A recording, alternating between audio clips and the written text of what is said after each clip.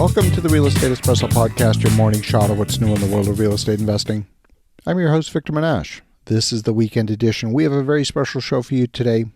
We have an amazing guest. He's a repeat guest. He's none other than Mr. George Ross.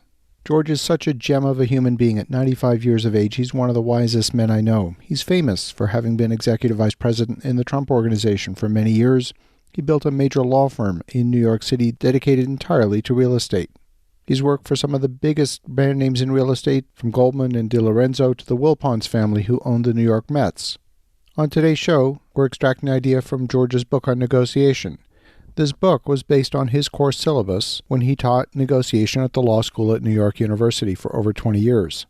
Listen to my conversation with George Ross. Oh, welcome, George. Good to see you. Finally got it. It's what happens when you change computers. No worries.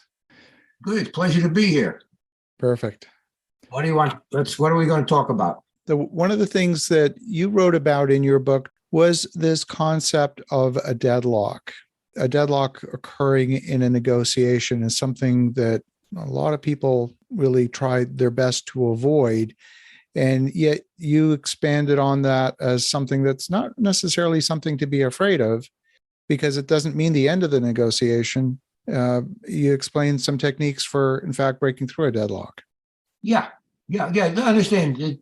Deadlocks occur fairly, not, I wouldn't say often, but they're not very rare situations. When a deadlock occurs, it depends on what is the item of the deadlock. How serious is it to the overall transaction? Is it just something that can be cleared? Is it the time thing? I can't talk to you now. In other words, to figure out what's the basis of the deadlock. Deadlocks are not bad things. Deadlock at that point you can use to your advantage, and they're easy enough to break. All you have to do is start a different discussion. Usually there's more than one item that has yet to be resolved in any negotiation, but you can deadlock on a specific item. So the key to resolving the deadlock is talking about something else. So putting the deadlocked item aside. So say the deadlocked item is we're apart, that one side it says this thing has to close by no later than the end of the month or next week. Well, let's say next week. This has to close. I must have an answer by next week on a particular question. All right, otherwise we have a deadlock. Now, so what's the basis of it? Why was it that set that way? Why does it have to close next week? Find out what really caused the deadlock. What the other side? Why don't you want to negotiate? What's the main item that's off the table? So getting the information from the other side, asking them the question: do you really want to do this deal? Do you want to do this deal? If the answer is no, then what are we talking about? You see, I just asked you a question with a question. He said it's a question with a question. Said, do you really want to do the deal? And if you say no, I say, well, then what are we wasting each other's time for? I want to hear the answer to that.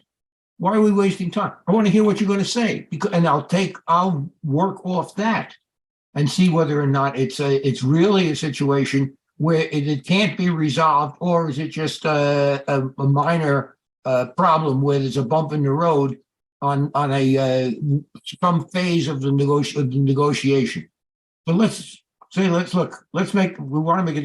put aside this item that we can't agree on now, and let's talk about it. What else is on the table? I want to hear from them. Now, if they have 5 other items on the table, and 4 of which are okay with you, when they say, okay, yeah, we can get past that, we can get past that, then you finally get to the 5th item, and you say, which is to negotiate, why is it here? What is it? Is it the price? What's the cause of it? Are you telling me the price is too high? You can't afford it? So you have to find out why the other side is taking the stand that they're taking by asking a lot of questions. And if you are agreeing on other issues which are not as important, you'll get back to agreeing on the one that is important. You say, good, we talked about 5 other issues. We agreed on 4. Now, why don't we have a problem with the other one? And you started out with a different atmosphere now. Compromise. We've compromised 4 items on the list. We wanted to, so why can't we agree on the 5th? So you've built momentum towards agreement on other less contentious items. Exactly right. Exactly right. And that shows a spirit of compromise on your side of both sides. Look, we agreed on these items. Now, why can't we agree on the one that's creating the major problem? And I want to hear the answer. What's in their mind at the time? Well, I need board approval. I need this. My CEO doesn't agree with this. I haven't got the money or the terms of whatever it is. Now, what you're doing is getting to the main issue by taking alternate routes on less items, which are less controversial. So what if you're in a situation where you have, at least in your mind, resolved all the other issues and you're down to one sticking point? Do you go back over the items that you have? Once you've resigned, say, good, now let's talk about the sticking. Why is it sticking? Why are you unhappy with this situation? Mm-hmm. Why can't you close in 2 weeks, a month, or why can't you put up cash, or whatever the reason? Why? What is the other side want that they refuse to concede? And if you find that, then you figure out a way to make it work. Come up with some other compromise. So the truth is, you say, well, the problem is I can't give you $1 million cash by next week. All right, can you do it next 2 weeks? Is the $1 million cash? How about if you give me some cash now and half cash in 2 weeks? Whatever it is. There are alternatives that you can float once you understand what the problem is. But you have to get that from the side which whoever is creating the obstacle, whoever is creating the deadlock, somebody is creating it. One of the sides is creating it. Now, they may both indicate that they are creating it, but it's not really true. It's only really one, because one side usually is ready to give in and the other side may say no. But it looks like, well, I won't do it because you won't do it. That's childish, but it requires a little more discussion and negotiation to the basics of the transaction. Do you really want to make this deal? Do we want to make it happen? We got a great deal here, fellas. Why don't we make it work? Now, see, you're changing the tone of the negotiation. Why don't we make it work? Do you really want this deal or you don't want this deal? Are you interested or not interested? Well, the truth is, I got 2 other deals that I like better. Okay, we'll talk about that. Why do you like them better? Understand? So we changed the entire discussion from the one that really is he created the obstacle, except to find out what was behind their motivation to create the deadlock. It's a little tricky in the way to negotiate, but it works great because you don't give your side. Yeah, I want to go back to something you said there, because there was a little gem of gold in there, and you glossed, you sailed through it like it was nothing. And you said you want to understand what was their motivation for creating the deadlock. Yes, absolutely. Why? What's the why? What's the motivation? Don't you want to make the deal? Do you have a better deal? What's the what's really in your mind? And that point, and it forces them to give you answers, which they hadn't anticipated giving. But do you want to make a deal? If they say no, that's the end. If they say why don't you want to make the deal? We start a new discussion. Price is too high. I don't like the terms. Blah, blah, blah, whatever. I don't like you. Whatever it is.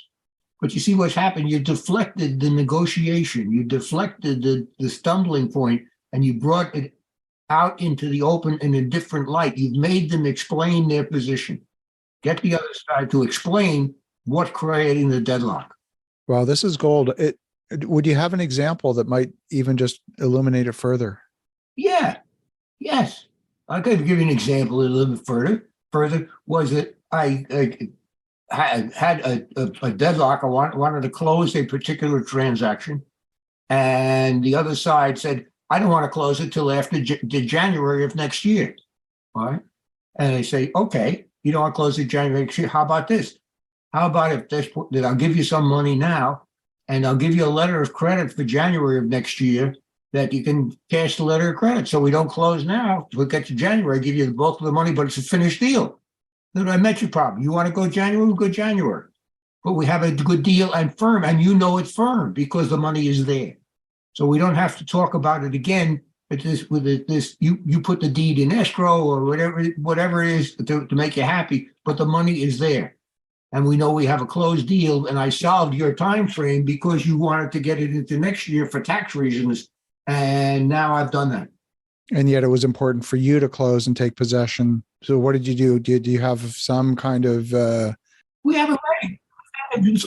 I've had a closing at this point. The other side says, I won't make this deal unless you will personally guarantee the money. Okay. All right. And I said, okay, wait a minute. I got a guarantee. I got a bank that's ready to put up the money. That's putting it up. They give me a letter of credit. That's an absolute obligation of the bank to pay at a certain place. Well, sure. Why not? I'll guarantee the bank because I don't have any liability. Right. I'm not worried about the liability. Now, but sometimes they want the personal touch that you should be involved. And okay, if that's what you need, I'll give you the personal touch. There are lots of ways around a deadlock. The key is to find out what is really causing the deadlock at that particular point in time. Now, it may be we'll fine. We're apart on a price. Okay, why don't we think this over? So a deadlock is not necessarily the end of negotiations. It's just a suspension of negotiation until both parties have an opportunity to review their position, depending upon who caused the deadlock. So the person that caused the deadlock can say, okay, I've reconsidered your position. There's merit to it. So how about this? Throw a proposal on the table. That's one situation. That's a situation. I'm not happy with the deadlock, but you caused it. Tell me how I can break it. Now it's another way. Now I put it back on the other side to tell me what's really behind their motivation. You don't like the deal. You do like the deal. You don't want it. What is it? What's causing it? The key is, do you want to make a deal? Do you want to buy this property? Do you want to build it? Whatever it is. But the key in negotiation on deadlocks is to find out really what the other side is thinking of. And that requires good questions, not just blank answers. So for example, let's say they insisted we close by next week. And I say, why? Wait a minute, you insist we close next week? Tell you the truth, I'm going to be out of town for 2 weeks, so I can't close next week. How about if we set it up for 2 weeks? They say, okay, yeah, we can live with 2 weeks. They just changed the position. 1 week was an arbitrary deadline. So you test whatever they are putting into the equation to create the deadlock, and you attack that nicely. If they have a good reason, fine. So, for example, we got to do it in this tax year, all right, which means we got to do it by the end of the year. Well, that creates a problem. Purchase price is $5 million. I had planned on giving you the $5 million over 5 years. You're telling me you want it at the end of this year. Why do you need it at the end of this year? Here we are again. Mm-hmm. You got to give me the explanation. Well, it almost segues into a deadlock that is brewing. It's a question that I know is on every real estate investor's mind. And it's really the result of the banking crisis that flared up about a month ago. I see it as translating into almost a crisis of liquidity. Yeah. Lending sources are disappearing, and we're seeing loan terms change. We're seeing lenders exit the market, and there frankly isn't enough equity in the world to replace the debt if debt dries up. Right. So it's more of a systemic deadlock. Yes, but all you had the answer there is when you're speaking to the other side, you tell them exactly what created the deadlock. You want to make the deal, but how do we get around this problem? Mm-hmm. You solicit their information. How do you want to get around this problem? Mm-hmm. All right. Now, if they're going to say, well, it's just your problem, yeah, but that doesn't help me get it. We're talking about the liquidity of banks. A bank pulled off they reneged on a loan agreement. Now, if you want to make a deal, how do we work around it? Help me. Mm-hmm. They'll come up with something. I think you're right. Viewing it as a negotiation and not a deadlock, I think, is the key to threading that needle. Yeah. And it's had situations where something came up that was unanticipated. And as a result, a bank walked from a bridge loan, or a guarantor walked from a bridge loan. And they say, well, you agreed to pay. Yes, but that was under the circumstances that the property could be sold readily. And how did it was sale. Now they're back down. The buyers don't want to take title. We're partners. You want the money? I want to give you the money, but I can't give it to you on the terms we have because the money was coming from somewhere else, from a bank or from a lender at that point. Now, how do we bridge that gap? Mm-hmm. There you go. I think one of the main elements that we're talking about here is the truth. You never have to hide from the truth. Don't varnish it. And any way that you just tell them the truth. This came up. Yeah, this was unforeseen. I don't have it. I agreed to give you $100,000 today. I don't have it. What are we going to do about it? Okay, we got to solve it somewhere. And I don't have it because the bank reneged on their deal. How do we get around this? Mm-hmm. You become partners in making a transaction. But as long as you're telling them the truth, you're fine because they can't fight the truth.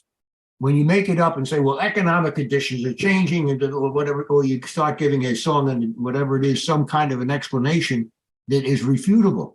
I mean, like you say, the deal and the truth of the matter is this type of property being sold in Canada, it's hard to do now. That's not a total answer. Right. Yeah, okay. But you say it this way, yeah, my bank came out of it, or I can't get my equity funding, or there's got to be a change. I need your help to resurrect this deal if you want to. If you don't at this point, the deal's going to die, and you have problems and we have problems. We're here. I'm here to stop the problem because something occurred that we neither of us had anticipated. We've been talking about for probably the last 15 minutes, Victor, one of the most difficult elements of negotiation. But it's the difference between making a deal or losing a deal. Because it takes both sides now to reconsider their positions and decide what they want to do. Now, if the bank has reneged on their money, you can't. If they say, "Well, I want you to put it up," what are we talking about? I was relying on the bank. The bank changed their position at this point. Now, how do we resurrect the deal? Or do we end up in litigation with lawyers and of all the fees and so forth instead of doing? How do we do something constructive? No, very powerful. That's great. And it's very. When I say it's very interesting, an interesting subject to bring up for what you're doing, what we have been talking about is the most difficult phase of negotiations. Difficult phase is where now the thing is about to break up because the parties are at a deadlock on one item or another, or seem to be at a deadlock. You have to find out what happened. You liked the deal last week. What happened? You don't like it now. Get to the heart, get to the root of the problem, not what somebody is saying. Wow, I love my conversations with George. That conversation was pure gold. I have situations that I'm working on that often result in deadlock situations. I know that every time I encounter a deadlock in a negotiation, I'm going to pull out this episode of the podcast and re-listen to it myself. Maybe you have a negotiation that you've been struggling to figure out how to resolve. As you think about that, have an awesome rest of your weekend. Go make some great things happen. We'll talk to you again tomorrow.